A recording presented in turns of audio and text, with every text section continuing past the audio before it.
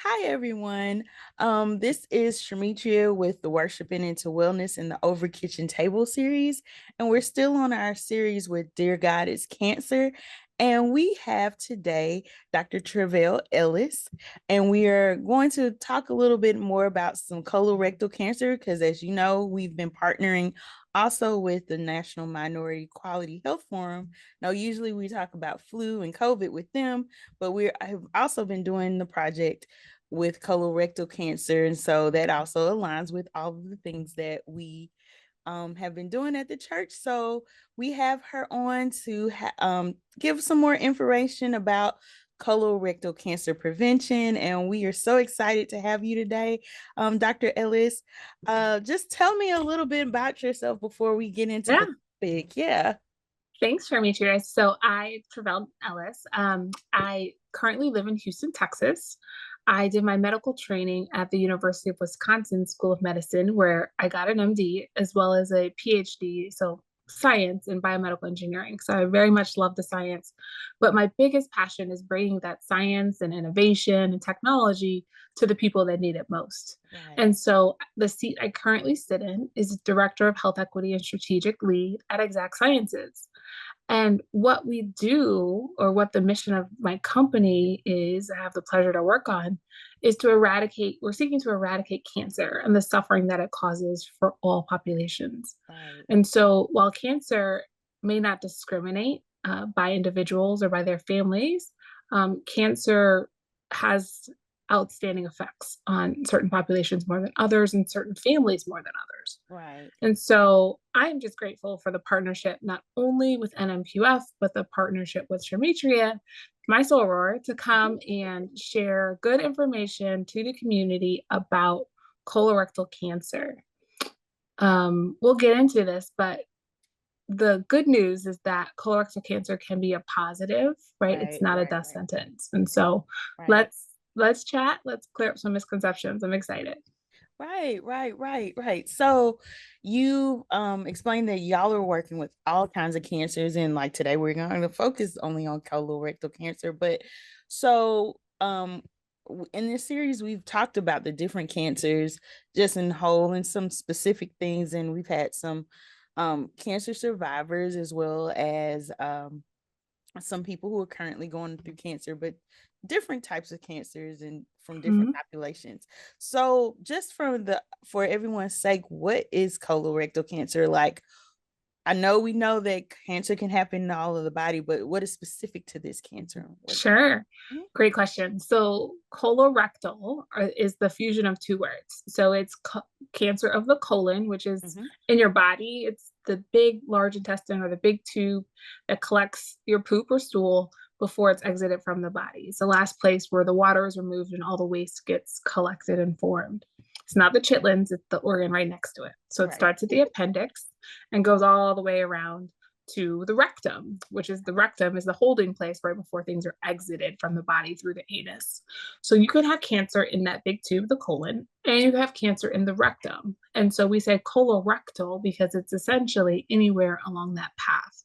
Right. Colon cancer is more common than rectal cancer, but we say colorectal because we don't want to leave those suffering from rectal cancer out. So Right. and the tests, technically, most of them, detect both regions. And so, to that end, right, we want to make sure people are getting screened for colorectal cancer. But you'll hear colon cancer, you'll hear colorectal, you'll hear rectal, but colorectal is meant to be all encompassing.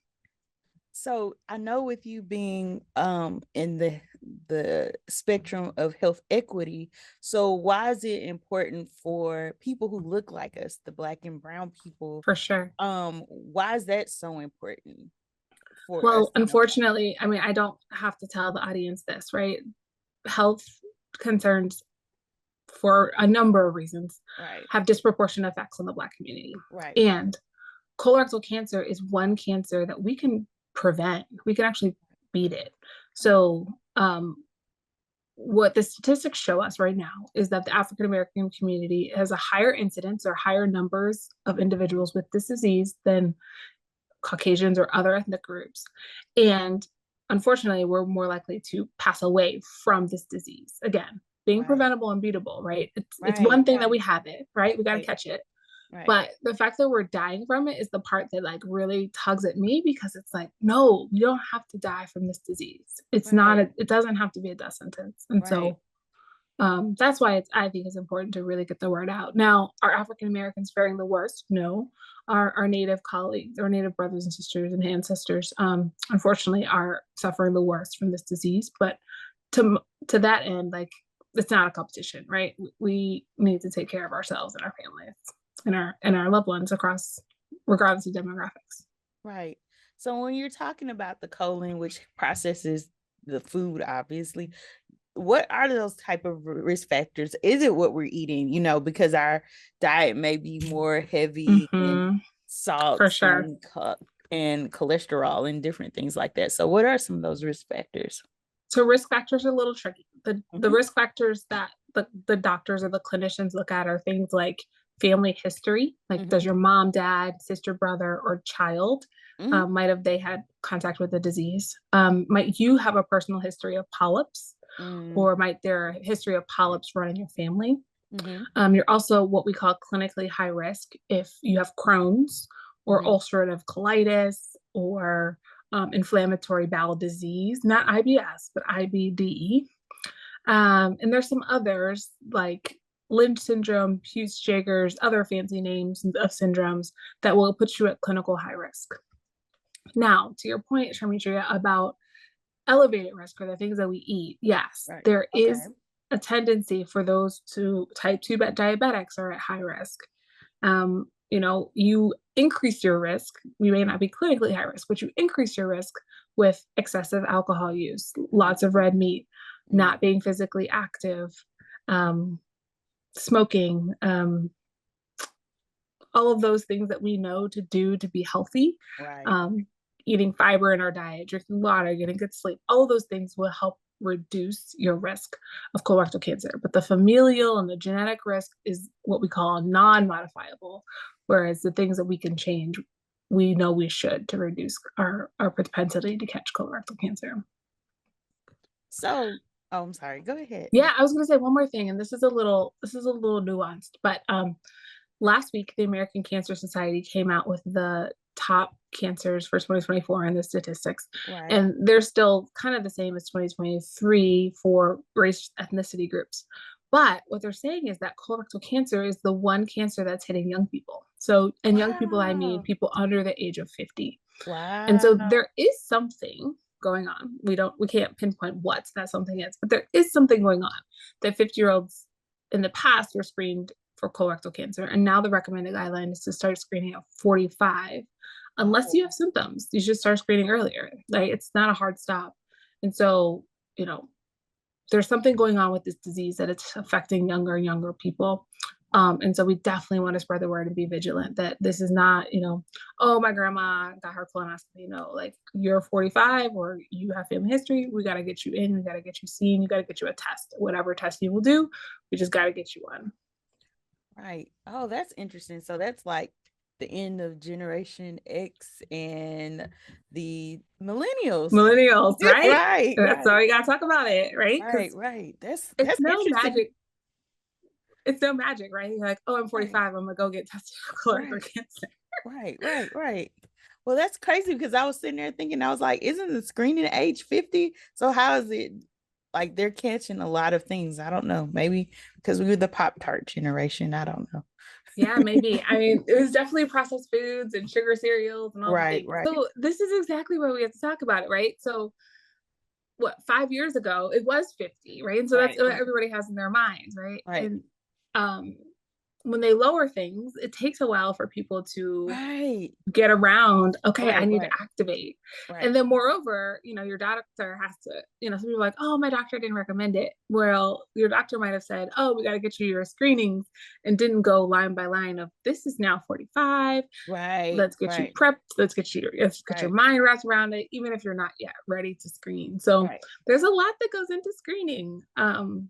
And it could be scary. Like you and I both have on glasses. We clearly get screened all the time. Like we get our right, blood pressure screened, we get our eyes checked, we get our right, weight right, checked. right.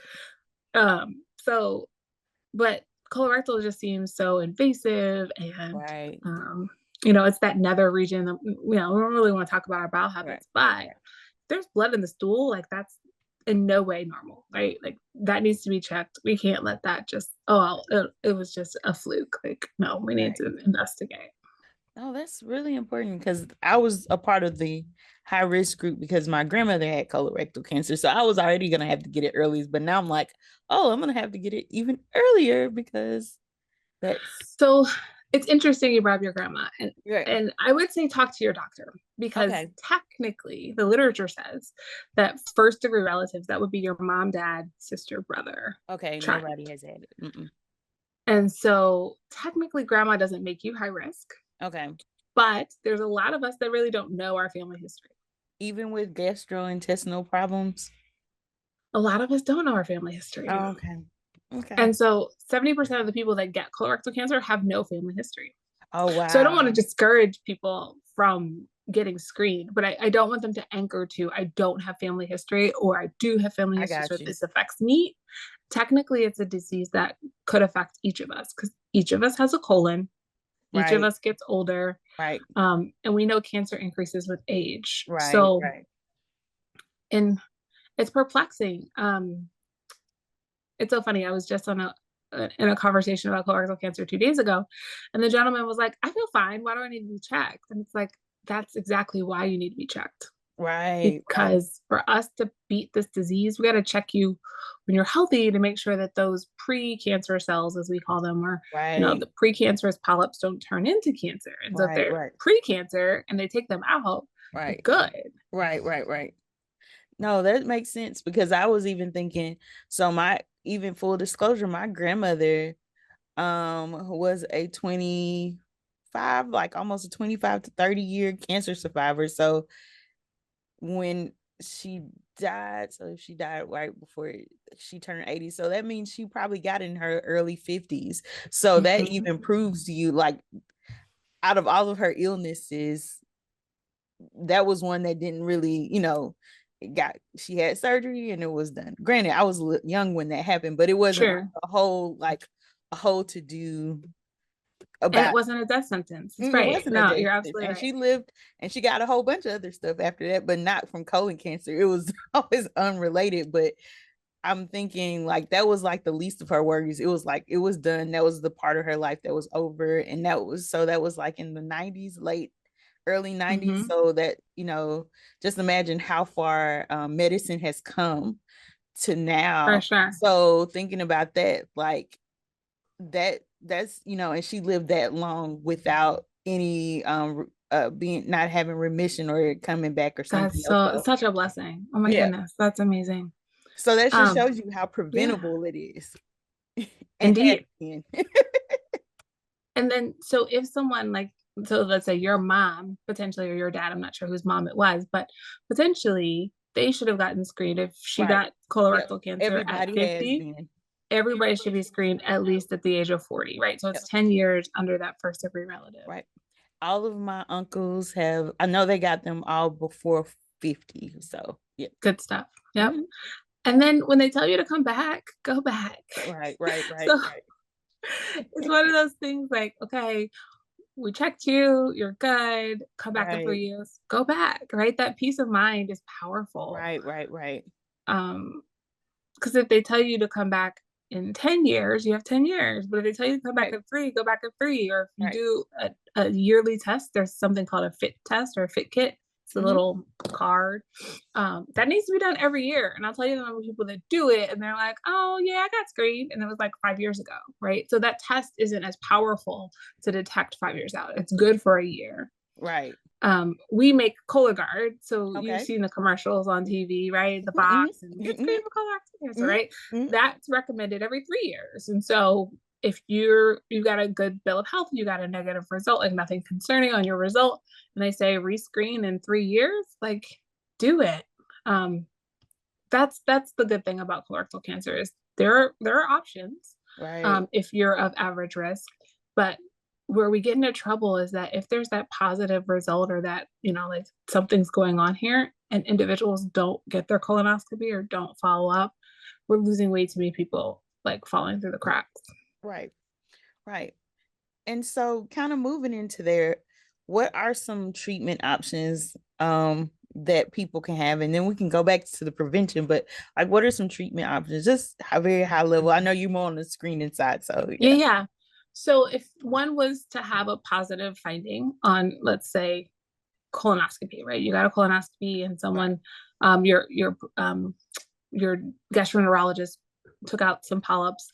They then send them to what they call the pathologist or the scientist, the doctor scientist that cuts it up and looks at what the cells are. And so if it's stage 1 or 2, they'll recommend a course of treatment. That might be chemo, that might be something to that effect, um, or or surgery, but it just kind of depends. Likely not, but if stage 1 or 2, you follow the treatment path, 90% of the people that we catch in stage 0, 1, or 2 are alive in 5 years. Like they're living their best lives. 90%, 9 out of 10, right? No problems. Just like probably like your grandma. I don't know what stage she had, I have no idea either. um, but in stage 3 and 4, right, you got to get a little more aggressive because that means that that polyp or those cells are not just on the inside of the colon wall, they've actually Mhm. gone through the muscle to like the lymph nodes or the blood vessels. And so you got to get a little more aggressive, whether that's chemo or surgery or both or other things. So that further speaks to the prevention idea that if we Right. catch cancer at stage 3 and 4, or 4 specifically, only 15 out of 100 people are living their best life. So we're thinking like 90% or 90 Right. upstream and then 15 later, right? Like they're wonderful women and men living with colorectal cancer stage 4 and have no recurrence. But at the same time, right, if we caught these disease earlier, whether that's asking the right questions, getting in for a check, completing the check, right? We just have more options. And so the therapies and the treatments aren't as daunting, they're not as overwhelming, and Right. they're not as threatening to our families who then take care of us with said disease. So let's now we can go back into those prevention so it doesn't get bad because that's what we want to do. We always want to start it before it stops or and making people aware. Um, so what are some ways that we can prevent outside of living a healthy life? What are some Yep. ways that we can prevent uh colon cancer and how So to talking to your doctor regularly, right, right, going in and building that trust such right. that you say, "Hey, I have a symptom," or "Hey, I'm concerned about this." You can have that candid conversation, and then the doctor can order you a test. The other thing is motivating your friends and family. I can't. It sticks in my head so strongly. So we were at the Black Women's Expo last summer, and one woman was like, "Oh my gosh, that's what's inside my body. I gotta get this taken care of." But she's like, "I'm glad I went, but I need to get my girlfriend right." So it's Mm, if you're being proactive, think about your circle around you, like the right, men and women around you. Like how do we maintain being our sister's keeper, our brother's keeper? We're very community focused, and we got to keep our communities healthy, and our communities fail because of lack of information. So I would say, right, right. eating well, sleeping, all the things, but on the other side, right, being proactive around getting checked, um, doing your research. Like again, the best test, there's a lot of tests out there. The best test is the one that you will say yes to and actually do. Yeah, that's what I was gonna say. Since you do work for Exact Sciences, who makes Cologuard, so if somebody was at just normal risk, is it that they do Cologuard in lieu of colonoscopies? They're one every, I guess, 5 years. Should they be done in conjunction? Or I know you said something about the F card is F Yeah, the fit card. the Yeah. fit card. I don't know how does that play into it because in school when I was in radiation therapy school, like colonoscopy was like the gold standard. So how Yep. do these all of these other tests fit into everything? That's a great question. Mhm. So there's these councils, and they call them guideline bodies or Right. convenings of experts that make recommendations to physicians and clinicians around treatment and screening. And so Right. one strong voice is the United States Preventive Services Task Force, so Yep. USPSTF. Mhm. And they recommend for screening of colorectal cancer, colonoscopy, the FIT test, and the Cologuard at the same level for average risk Risk people. patients. Mhm. FIT and Cologuard are at-home tests, whereas the colonoscopy is the, you know, in office or in surgery suite, right? You have to undergo anesthesia, all those things. So the evidence supports that all three perform within a margin of error of each other. Now, Right. I would encourage everyone to go look and see how well they perform before they pick or talk to their doctor around what's available to them, what's covered by their insurance, all those things. Right.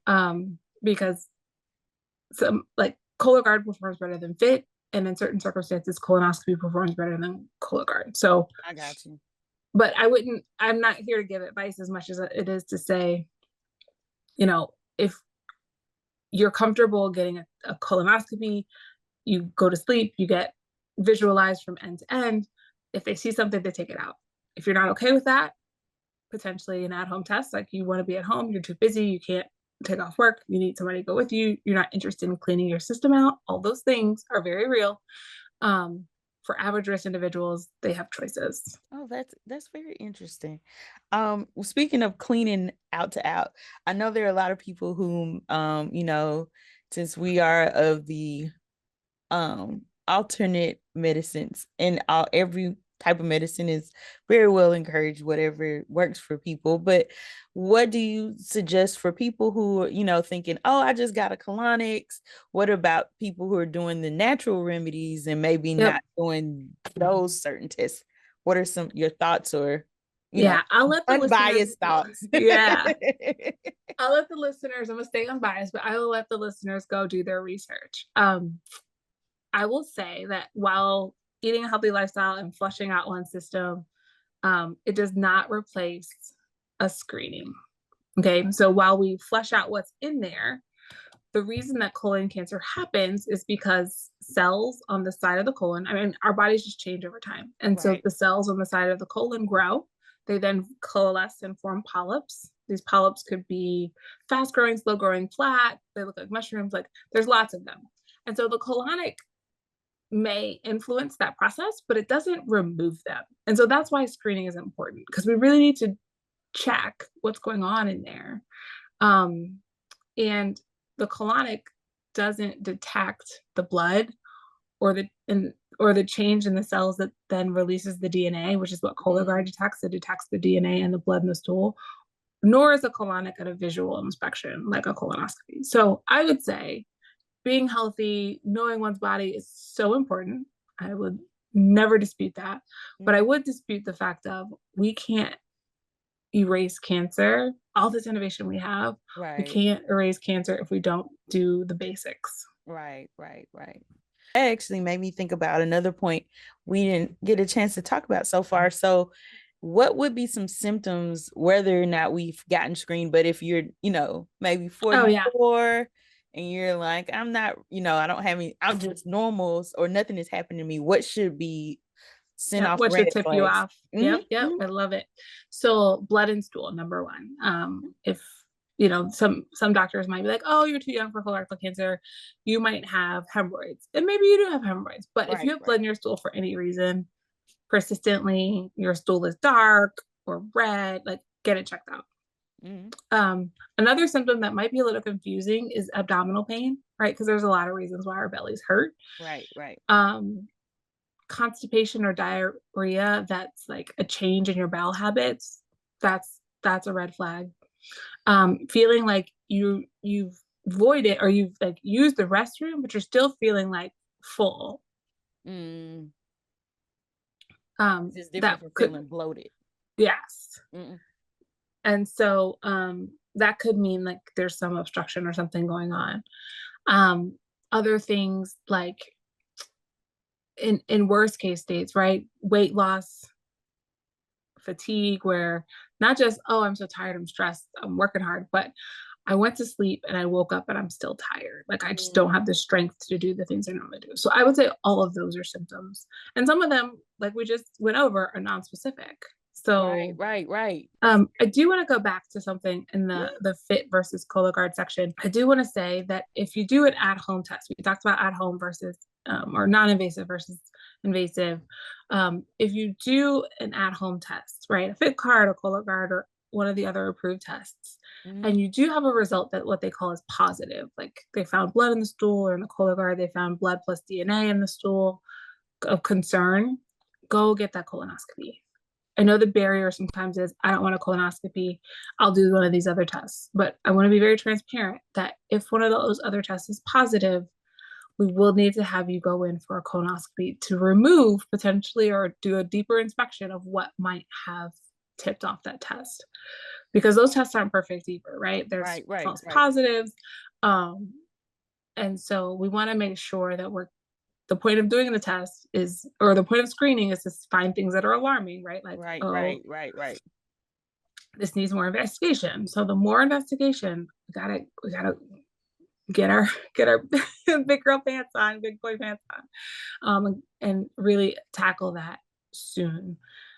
Those that wait 6 months and longer, if it is cancer, it progresses. And so I really just wanted to lean in there to share that with the community that we really want to screening is not complete until we make sure that if we have a positive test, it's followed up on. Yeah, that's really, really good. Um, I also want to touch on something. So just because you have polyps don't mean that there's cancer. Because I know that colon cancer, because I know that's one of those things. Oh, I have polyps, that equals cancer. So, such a good point. So, polyps, again, they're just accumulation of cells that can grow and they have different shapes and different names and different sizes.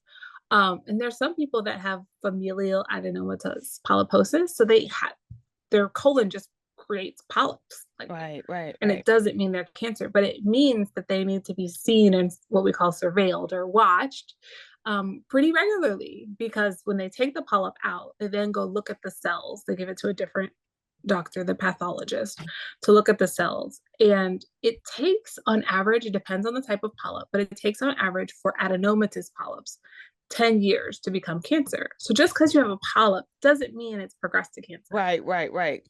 But if the polyp is there, we don't want to leave it there, right? Like we want to keep Keep it. resetting, right? We Right, want to right, keep right, right, going back to healthy-ish, the healthiest colon we can have. right. Right. No, I like this. I'm really enjoying the conversation. As we kind of wrap up everything, because I believe we touched on everything. Is there anything you want to share, some advice for people who may be of normal risk, close to that age, or even just starting to feel a little wonky, having an Yeah, abdominal pain? What advice you would share with them? I would say bring it up, right? If your doctor doesn't bring it up to you, bring it up to them. If you Right. don't have a doctor, figure out your best way to get a doctor or find some community support, whether that's, community clinic or telehealth. There's so many options post COVID to, Right, get right, right. education. I really, if you're feeling some type of way or close to screening age, I really don't want individuals to hear this and be like, oh, I've got time. Um, Unfortunately, like I don't want to put a time point on it, but there's so many stories, right? Raven Simone's brother, Chadwick Boseman, Ibram Oh Kendi, yeah, like, yeah, yeah. right? They just, Nini's husband, right? Like Right, Greg. right, right, There's colon cancer is so much closer to our community than we right, think. Now, right, right, granted, right. it's not breast, it's not lung, it's not, those are more pervasive and deadly as of now, but it's on the rise. And the fact that it's continuing to rise and we're not talking about it means that we're not going to be as proactive at, Right, right, you know, reacting to it or treating it. And because it's preventable, like, why not prevent it in my mind? right, right, right, right, right, It's cheaper. It's, you've got more options. You can be, again, 9 out of 10, you'll be living your best life in 5 years. right. And you have a lot of colon. Mm-hmm. It's not like I guess in other certain cancers where there's if you lose, if you take one out, you may not have it or you may not have one or two of it. But like Oh, right. Yes. yeah, If yeah, they can remove a section and you still are okay, right? It yeah, doesn't yeah. mean you're straight to an ostomy bag. I do know that Right, that's a real fear. Yes. right, right. Right. Yes. And so if we catch it early, right, we could just, they can I shouldn't say we, but the surgeon can remove that section or the place where the disease is and hook the rest of it back up. Right. So I think it's a win-win situation, especially if we always prevent it first and take someone with us. And if, like I just forgot about Chadwick Boseman, and I'm sure it may be because of what his schedule, because we don't know all of what happened to him. But that's even another Mhm. example of people under 50. So that, my age, around my age, us millennials, we gotta have to It's time. we're gonna have to kind of we'll get realize that our lives is not uh like we're not Superman. So Well, that may yeah, it's no longer granddad's disease, right? Like right. Not because we're growing older, but because this disease is now affecting us. Like, younger people too. oh, Yep. yeah, yeah. So I really enjoyed this, Dr. Ellis. I thank you for speaking to our congregation about colorectal cancer and the importance of prevention and providing us some ways, because I've learned a lot of things about that, and especially about from the fit card and Cologuard and how to integrate that with colonoscopy. So it's really, really good. And that even um helps with knowing that you all even recommend further testing, just not it's Absolutely. like this is the standard, but working it together. So that also maybe clear up some people's hesitation about things. But there are options for you, and there are options that people can do to help prevent and live healthier lives. So For sure. yes. There is a website that is not, we built it, but it doesn't have exact sciences all over it. And it's called screeninghasmeaning.com. Screening has And meaning. the congregation can go there at their leisure and it talks about why get screened. Talks about colorectal cancer isn't just a man's disease, right? Like Right, I'll tell you the number of African American women I see that come to the table or, I'll meet out in the community and they'll be like, oh, Dr. Ellis, thanks so much for being here. I got to get my husband screened. And I'm like, well, what about you? Right? right, We all have colons and we always put right, other people first. right. And while our men, I've got father, brother, husband, um, brother-in-laws, right? Like while our men are we love them, right? We Right, also right, have to take care of ourselves. right. Because we only have one body. Mm-hmm. Right. Mm-hmm. No. Well, But I very much enjoyed talking with you too. I Best of know. luck in the health promotion. March is colorectal cancer awareness month, so you Right, know there should be a lot of blue in places that maybe you didn't see before. I know October is always very, very pink. So right, join in, right, if there's things that we want to do to advance colorectal cancer, people talking about it. It's really it's ironic how much when you start talking about it, the more people will say, oh, my aunt died of colorectal cancer, right, or right, oh, my right, coworker had that, or right, it's just a lot more prevalent than we're giving it credit for. And so we gotta amplify and broaden our messages. right. Most definitely. And that's why I'm happy that you came to the table to talk about Yes, I love it. it. Okay. Well, I thank you for everything. You're welcome. Okay, Have a great bye. afternoon.